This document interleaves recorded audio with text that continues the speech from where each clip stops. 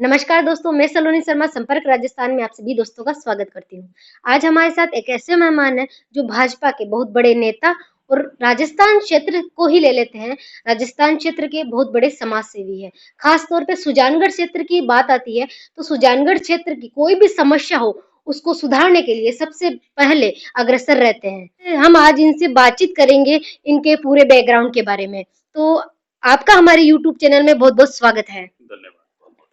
तो सर आप हमें ये बताइए कि आप जैसे सरकारी तंत्र में भी जुड़े थे, आपको ऐसा सरकारी तंत्र में क्या ऐसा लगा, खामियां लगी कि आप राजनीतिक क्षेत्र से जुड़े?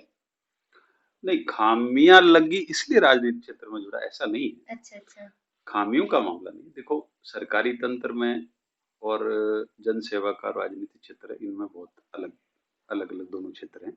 जी दोनों जी। की अपनी अपनी गरिमा है, अलग अलग महत्व है। राजकीय तंत्र में एक निर्धारित परिसीमा में रह के, आप जैसे, मैं एक विभाग से जुड़ा हुआ रहा, तो उस विभाग में मैं जितनी जन सेवा कर सकता हूँ, जितना सरकारी लिमिटेशंस में जन सेवा कर सकता हूँ, वो मैंने काम किया। वो करते करते मुझे ये भाव पैदा हुआ कि मुझे, जो मेरे अंदर, जो मेरी मन की इच्छा है कि मैं बाहर निकलूं और जन जन में जाऊं और जनसंपर्क करूं, जनता के दुख दर्द में भागीदार बनूं।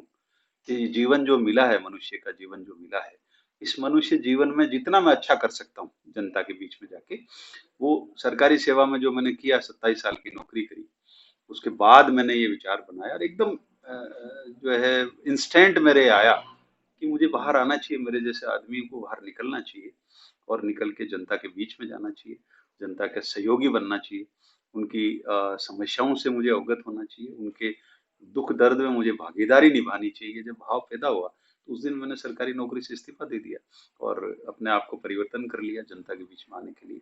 इसलिए कोई वो इश्यू नहीं है। आपने सलोनी जी ये पूछा कि साहब, दोनों में जो है आपको उसको ऐसा क्या गलत लगा? गलत और सही का सब्जेक्ट नहीं है, ये एक मन के भाव का सब्जेक्ट है, मन की इच्छा का सब्जेक्ट है कि आप जो है आपका कहाँ मन करता है और कौन सी जगह जाके आप अच्छा काम कर सकते हो। बस इसी विचार से मैंने मेरा क्षेत्र बदला है। सर जैसे सुजानगढ़ में उपचुनाव आने वाले हैं, तो मैं उस हिसाब से आपको आपसे पूछना चाहती हूँ कि सुजानगढ़ में ऐसी क्या समस्याएं हैं जो अगर आपको टिकट मिले भाजपा की तरफ से, तो आपको ऐसा क्या लगता है कि सुजानगढ़ में परिवर्तन होना चाहिए? देखिए, निश्चित रूप से मैं आईआईटी दिल्ली से एमटेक इंजीनियरिंग में मैंने बहुत अच्छी सर्वोच्च डिग्री प्राप्त करी है और वर्तमान में मैं रिटायरमेंट के बाद भी मैं एलएलबी पढ़ रहा हूँ। अभी अभी जी मेरी परीक्षा भी चल रही है, मैं आपको जी ये जानकारी बुलाना जी जी। चाहूंगा। तो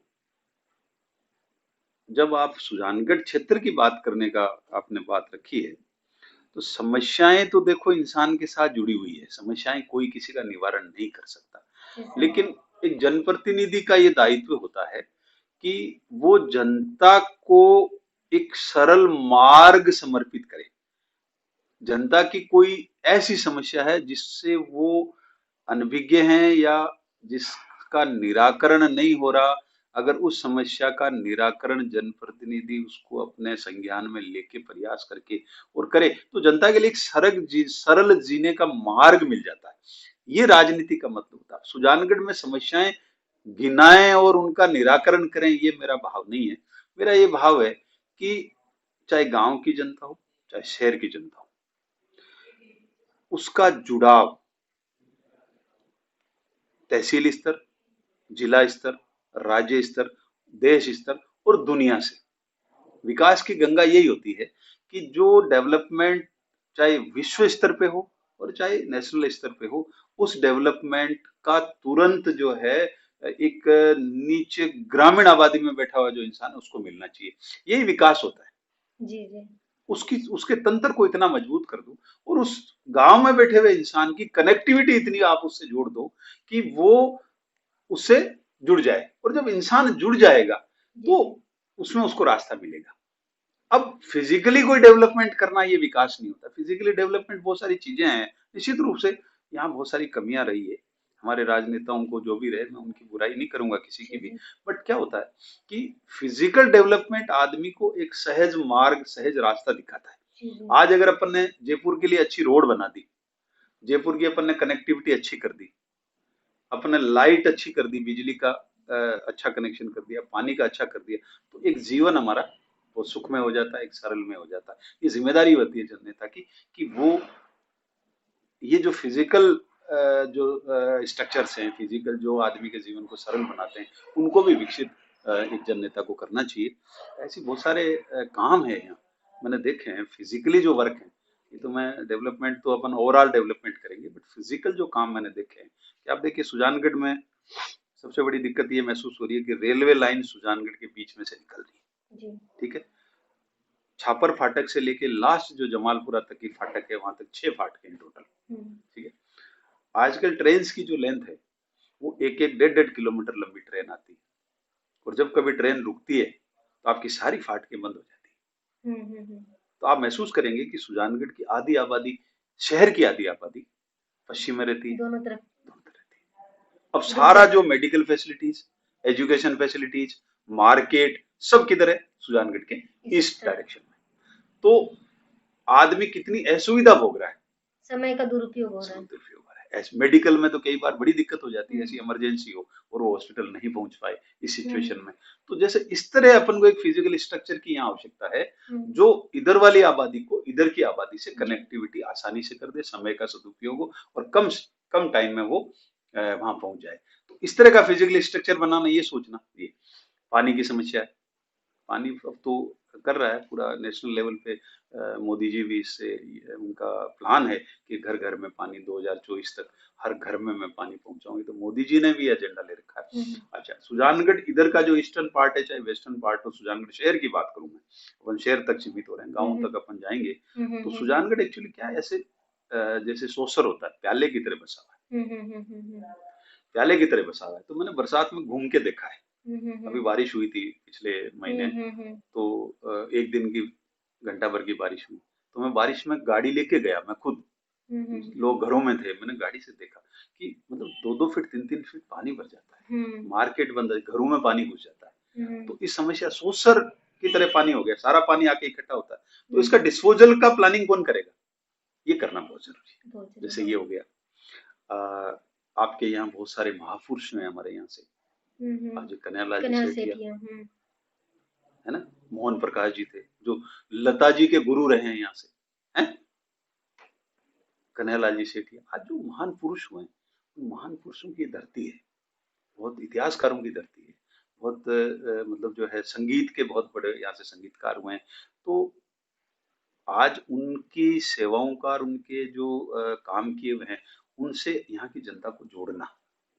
ठीक है, साहित्यकार में जो काम करते हैं उनका भी फर्ज है, वो कर रहे हैं अपने स्तर से, लेकिन अगर ये जन नेता इस चीज को उठा के और इस चीज को करे और उनकी बातों को यहाँ जन जन तक पहुंचाए, तो इससे समाज में बहुत अच्छा परिवर्तन आएगा। तो ये बहुत सारे मुद्दे हैं जिनको मैं लेके चल रहा हूँ मेरे दिमाग में। सुजानगढ़ में आप देखिए, जैसे पिछला जब 13 से 18 का भारतीय जनता पार्टी का राज था, तो हमने एक सुजानगढ़ का बाईपास निकाला इधर ठरडा के इधर से, तो इधर वाली जो अंदर से जो जाता था ट्रैफिक, जो नागौर और जोधपुर कस वाला, वो रोड बनने से आज अंदर का ट्रैफिक कम हुआ, तो एक वो निकाला।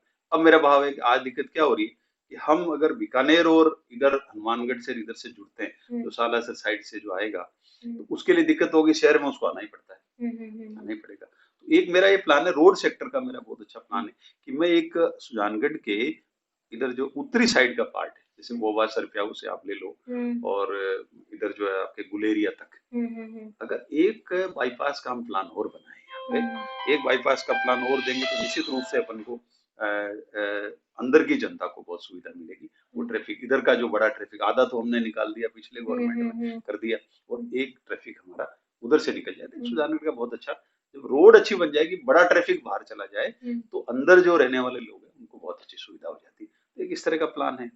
ये कनेक्टिविटी का मैंने आपको कहा, इसमें एक कम से कम एक आरओबी तो सुजानगढ़ में बनना ही चाहिए, उस आरओबी से आदमी घूम के भी आ जाए, तो आरओबी हो गया, पानी डिस्पोजल का हो गया, बिजली का हो गया। अच्छा, यहाँ जैसे आपको हॉस्पिटल है, अब हॉस्पिटल का हमने देखा कि कब हॉस्पिटल बना, जो हमारे सेठ जी ने बनाया, आज वो हॉस्पिटल वहीं रखा है। आज उसकी कनेक्टिविटी इतनी खराब हो गई है कि पूरे बाजार में से आप मरीज को, जैसे गांव से आता है तो बड़ा हॉस्पिटल है, तो एक प्लान होना चाहिए। आज 150 बेडेड हॉस्पिटल है यहाँ, 150 बेडेड हॉस्पिटल का एक बहुत अच्छा स्ट्रक्चर बने, इसकी प्लानिंग होनी चाहिए। खेल के लिए दिक्कत हो रही है, स्टेडियम नहीं है, एक छोटा स्टेडियम था, उसमें नगर परिषद ने ऑफिस बना लिया। अब सरकारी जो निर्णय लिए वो तत्कालीन सरकार जाने, और जिसने निर्णय लिए और क्यों उसको छोटा किया खेल। आज खेल का मैदान नहीं है बच्चों के लिए। आप देखिए कहीं सुजानगढ़ में आपको नजर नहीं आएगा, बच्चे गली गली में खेलते हैं, कच्चे रास्तों पे खेलते हैं, पेड़ों में गया इधर छापर रोड फाटक पे, खेत में बच्चे खेल रहे हैं, खेजड़ियां उगी हुई है, उनके बीच में वो क्रिकेट खेल रहे हैं, वो खेल रहे हैं, खेजड़ियों में बॉल जा रही है। तो बच्चे करना चाहते हैं, बट ये जिम्मेदारी बनती है एक प्लेटफॉर्म देने का। जनप्रतिनिधि की कि आप बच्चों के सर्वांगीण विकास के लिए आप उनको सुविधा दो। प्लेटफॉर्म तो ये इस तरह के बहुत सारे मुद्दे हैं जिन पे हम्म जनप्रतिनिधियों को काम करना चाहिए। और मेरा तो देखो सोच है, अगर मुझे मेरा एक भाव है, मैं यहाँ इसलिए आया हूँ कि यहाँ के लोगों ने मुझे बहुत प्यार दिया। मेरा कोई ये नहीं था, मैं पास का गांव है मेरा बालसमंद, अब तो मैं सुजानगढ़ ही रहने लग गया, पास का गांव है, तो मेरे पास लोग जब आते थे यहाँ के कुछ डेवलपमेंट लेके, तो मुझे यहाँ के लोगों से जुड़ा हुआ, और जुड़ा हुआ और प्यार लोगों ने किया मुझे, तो मुझे लगा कि यहाँ के लोग बहुत अच्छे हैं, तो मैं यहीं रहने लग गया। कि रिटायरमेंट जब मैंने 18 में लिया, उसके बाद मैंने यहीं मकान ले लिया और मैं मेरा जीवन यापन यहीं करता हूँ। जैसे कि आप लाडनू क्षेत्र से बिलोंग करते हैं, तो आपने यहाँ से 10-12 किलोमीटर बालसमंद गाँव है मेरा, जसवंतगढ़ के जस्ट आगे ही।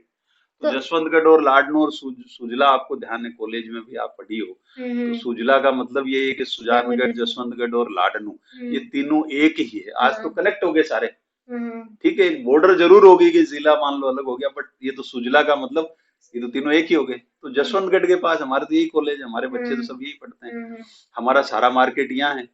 अच्छा, आपको ध्यान होगा, आप देख में जाएं तो पहले जो लोकसभा क्षेत्र था चूरू का, लाडनू चूरू में आता था, तो हमें तो उधर लाडनू को नागौर वाले वैसे ही नहीं गांठते थे, तुम तो चूरू वाले हो भाई। तो हमारा तो जुड़ाव हमेशा जो है चूरू से रहा है।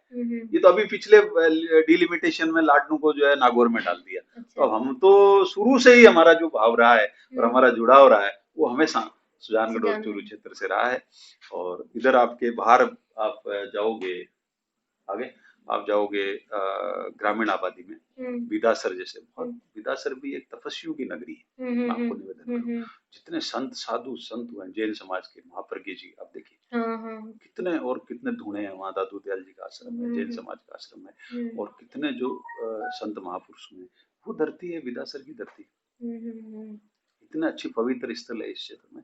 इधर आपके जोगलसर में जाइए, माता जी का मंदिर जहाँ झुंझार जी हुए हैं, कांदलसर में जाइए आप, तो आप इधर गोपालपुरा आप देखिए कितना प्राचीन, जहाँ मतलब जो है उन्होंने तपस्या करी, जो पांडवों ने यहाँ के तपस्या करी। तो ये बहुत ऐतिहासिक जगह है, काम करने का आनंद आएगा। मेरी इच्छा है और इस भाव से आया हूँ मैं इस क्षेत्र में मैं काम करूँ। जनता मुझे मौका देगी तो निश्चित रूप से बहुत अच्छा काम करेंगे, जनता को बैठा के काम करेंगे। ऐसा नहीं है कि मैं कोई थोपूंगा, मेरे पास बहुत अच्छे आइडियाज हैं, बहुत अच्छे प्लानिंग है, और इंजीनियर होने के नाते मुझे फिजिकल स्ट्रक्चर कैसे बनाना है, मुझे सारा ये भी मुझे ध्यान है। तो जनता का आशीर्वाद जिस तरह भी मिल रहा है, इसी तरह जनता का आशीर्वाद मिलता रहा, और पार्टी ने मुझे मौका दिया, तो निश्चित रूप से आप लोगों का साथ लेके और निश्चित रूप से अपन यहाँ क्षेत्र में बहुत अच्छा काम करेंगे, ये मेरी भावना है। अगर आपको भाजपा चुनाव टिकट देती है, तो आप सबसे बड़ा परिवर्तन, सबसे प्रायोरिटी किसको देंगे? देखो, टिकट देती है तो सबसे प्रायोरिटी होती है चुनाव जीतूं मैं।